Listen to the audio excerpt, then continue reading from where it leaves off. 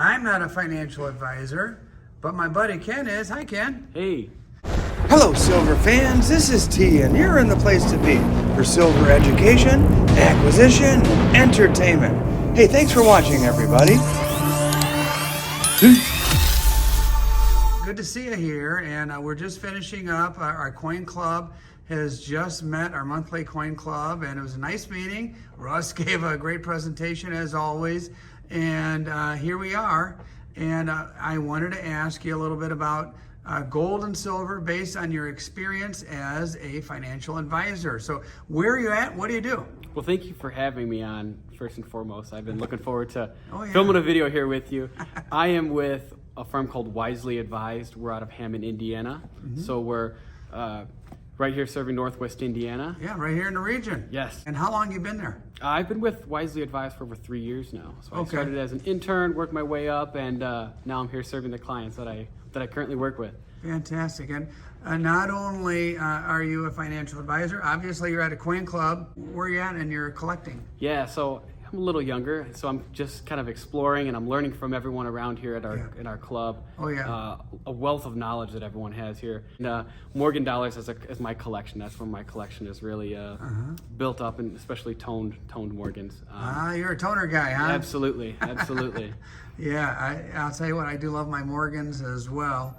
And definitely that would put you more on the numismatic side, but the bonus with Morgan dollars is that it's basically 3/4 of an ounce of silver, and so no matter what condition your Morgan's in, it's obviously got that intrinsic value of the silver content. Let's talk a little bit about a term that is kind of a bad word amongst YouTubers talking about precious metals, and that's the word investment. And I've heard over and over from channel after channel, don't consider silver and gold an investment. Do you consider the precious metals as an investment? There's a long-term growth aspect to it, right? I mean, gold or silver and these precious metals over long periods of time have increased in value.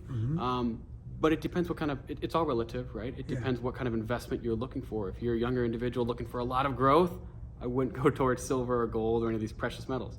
If you're an older individual and you're looking to just kind of just have some fun and just stack a little silver, stack a little gold, and just kind of hold that value, not a bad idea. But I wouldn't recommend any more than maybe 5% max for your portfolio. Got it. And whether you're a young guy starting out or an older guy, I mean, savings is always a good thing. And, silver and gold, that's another form of, alternative form of savings, that's for sure. How about coins? Numismatic coins. I was here at our club. We do like an annual year over year. We make our predictions, not only on spot price of silver and gold, but we take a look at coins and see what has happened to their value. And we just learned that the 16D Mercury dime from January of 2023 to January of 2024 has actually gone up in value. And you can see that looking at the gray sheet. The price is listed from month to month. So has the 1909 SVDB cent. And so as an investment, savings, investment, I don't know what you call it, but it's a platform where you can plunk down your money, and a year later, what you purchase is worth more money than it was worth the previous year. So coins, is that kind of a rare thing where people come and asking you about investing in coins? Are people coming to me and asking? A lot of people know that I work with. They know that I'm into collecting coins, and I'm more on the collector side rather than the investment side of it. Sure. I do it for fun. I enjoy just the fun of collecting and building a collection. And so they'll ask me some questions. Maybe they've got some old coins, but I typically say, if you're going to buy a little bit, just to hold a little bit. The second portion, when you described about a couple of those coins going up in value, there's always those stocks too that skyrocket to the moon and go all the way up too, and then there's ones that go down. we oftentimes like to highlight on the ones that really have gone up and say, well, here, this is the reason why you need to invest in coins, and that may be the case right now, but for somebody who's maybe trying to break into this market and say, oh, well, I just need to invest in these coins, and you and I have both seen some things that pop up in the shorts where it's, if you have this coin, it's a $20,000 coin. Yeah. Well, come to the club or come talk to anybody in industry. That's it's almost impossible to find that coin unless it's like, 67, 68, and it's depending on what it is. So from an investment standpoint, you're better off with a bullion for a good store of value. It's an alternative asset class, but you're basing it off of the price of gold and silver and those precious metals through the day, right? You're just holding a physical form. When it comes to the numismatic side, if you're investing your dollars into Morgan dollars or some of those silver, older gold coins and whatnot, the problem with that is, and actually Russ kind of broke it down for me at one of the shows, was he goes, I was selling these coins back in the day for $40,000. Well, then somebody discovered they had thousands and thousands of more. A hoard was discovered. Exactly, and so the price went down, and there's no way anyone's going to recoup that, because he goes, I'm selling them for like $5,000 now. Wow. Where several years ago they were, selling them for $40,000. So from an investment standpoint, you're better off holding the physical silver, because it's going to track generally the price of the market. However, numismatic value, it's kind of the wild, wild west, right? Yeah. There's no way to actually track it, and if somebody finds a surplus of coins, your investment could be wiped out. Yeah, I guess my thought with numismatics is I buy stuff that I like. Yes. And whether that goes up in value, skyrockets, stays the same, even goes down, at the end of the day, I've got something in my possession that I really enjoy having, because by nature I'm a collector and I like it. I've never really bought coins with the idea of, I'm going to hold this for 5 years and it's going to go up in great value. Maybe some of the guys who, buy $1 million coins look at it in that respect, but not the average Joe like me. Let's see, silver versus gold. If someone comes to you and they're torn, they can go either way. Do you steer them in either direction? Again, it goes back to, what do you enjoy, right? Do you like looking at and holding silver coins? Did you enjoy the gold coins, right? Obviously, there's a vast price difference.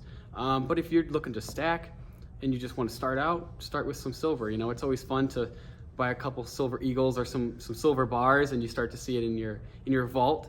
Or if you've got a little more money and you kind of want to gear towards the gold, you can buy some gold. Yeah. Silver is the gateway. It's precious so fun. metal. That's for sure. It's fun to hold in your hand, and it's just like you can get a large quantity compared to gold.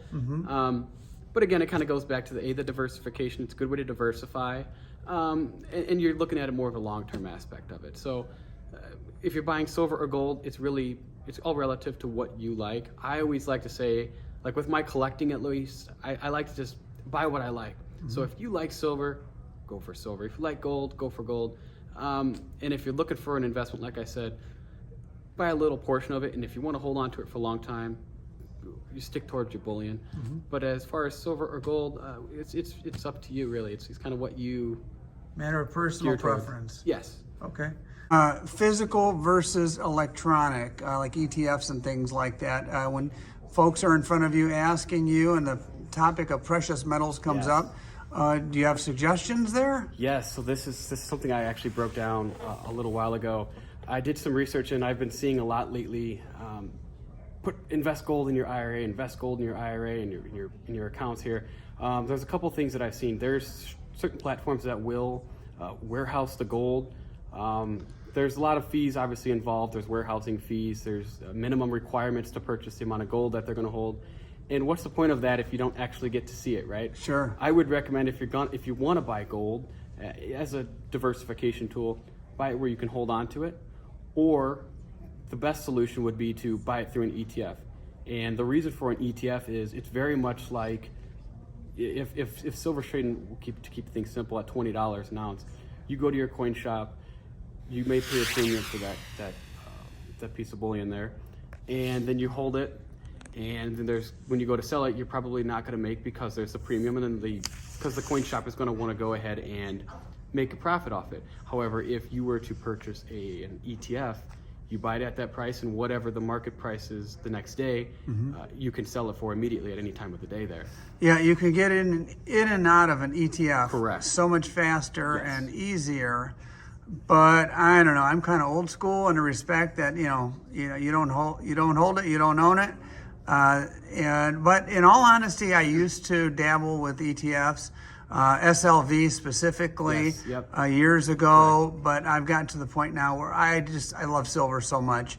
I'd rather just see it, touch it, hold it, and have it in my possession, and not have to worry about any kind of ghosts in the machine or any kind of electronic glitches where my investment or my savings goes poof and never to be seen again.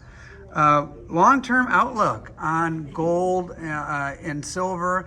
Do your clients ever ask you about that when they're asking for advice? Yeah, so they do ask. They always ask, should I buy some gold or silver? And so I would recommend, if you wanted some, buy a little bit, but just know that when you're going to have to hold it for at least 10, 20 years to really make a substantial amount on it. And then, you got to make sure when you go to sell it, you get the highest price. Again, it kind of just goes back to that diversification. If you want some, absolutely, we'll find a way to allocate it in your portfolio and account for it.